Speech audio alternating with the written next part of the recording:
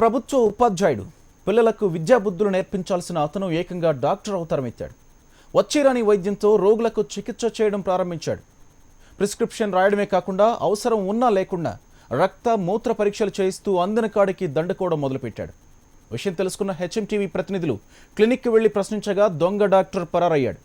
ఇంతకీ ఆ teacher doctor ఎవరో తెలుసుకోవాలనుకుంటున్నారా? అయితే ఈ స్టోరీ చూడండి.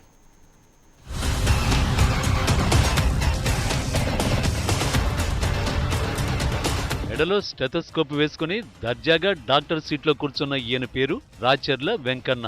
రాజన్న సిరిసిల్ల జిల్లా ఎల్లారెడ్డిపేట ప్రభుత్వ పాఠశాలలో English teacher.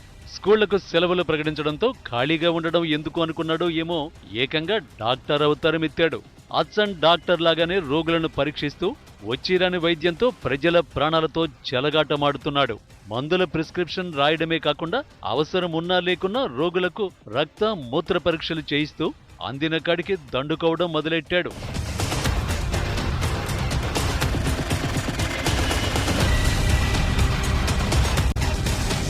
RMP doctor సత్యనారాయణకి Sircilla Venkampeta రోడ్లో ప్రైవేటు క్లినిక్ ఉంది.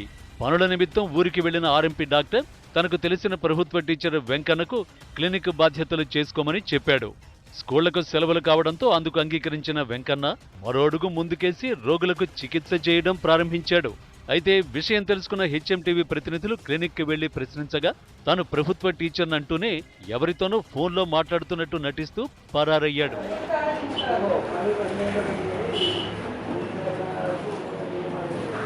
క్లినిక్ కాంపౌండర్ సత్యనారాయణను ప్రశ్నించగా అతను కూడా పొంతనలేని సమాధానాలు చెప్పాడు. ఇప్పుడు ఏం చేస్తాడు ఆయన ఏంది ఆర్ఎంపీయా లేకపోతే తెలుసు తెలియదు. నువ్వు హెడ్ కాంపౌండర్ కదా, ఎట్లా రానిచ్చి నువ్వు లోపలికి సార్ పెట్టిపోయింది కదా, నేను లేదు కదా.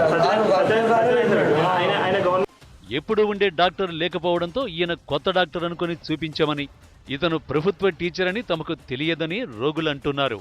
పిల్లలకు విద్యాబుద్ధులు నేర్పాల్సిన ఉపాధ్యాయుడు ఏకంగా డాక్టర్ అవతారమెత్తి వచ్చిరాని వైద్యంతో ప్రజల ప్రాణాలతో చెలగాటమాడుతోన్న ప్రభుత్వ టీచర్ రాచర్ల వెంకన్నపై చర్యలు తీసుకోవాలని స్థానికులు కోరుతున్నారు.